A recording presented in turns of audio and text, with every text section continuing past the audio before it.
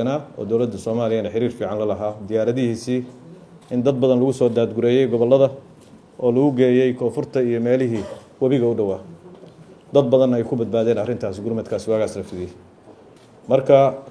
abaartani waxay ka baaxad weyn tahay tii 2011 12 iyo tii 2016 17 kadib markii ay baaqdeen afar xilli roobaad oo xiriir ah ayaa sabab u ah sababta koowaad musiibada abaartan oo aan horey loo arag ayaa saameysay in ka badan 7 milyan oo Soomaali ah iyadoo ku dhawaad 45%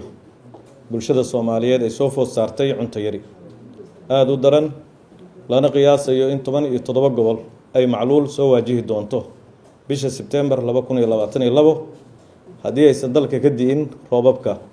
dayrtu ee soo socda oo rajeynaya bisha October iyo November gobolka Banaadir baa ilaa xad oo asaguna ma aragtay aan xoolo iyo wax badan ku tiirsanayn ayaa ka badbaaday laakiin isaga naftirkiisa waxa laga yaabaa in dadkaas ay ku soo jabaan markay abaartu ay haday sii xoogaysato abaarta dalka ka taagan waxay saameyn taban ku yeelatay nolosha dadka duuniyada iyo wax soo saarka oo dadkii beeraha iyo kulli ka shaqeyn jiray oo dhan markii abaartu dhacday deegaamadoodii waa ka barakaceen waxayna ku soo aaday xilli dalka ay ka jirto sicir barar baan adduunkiina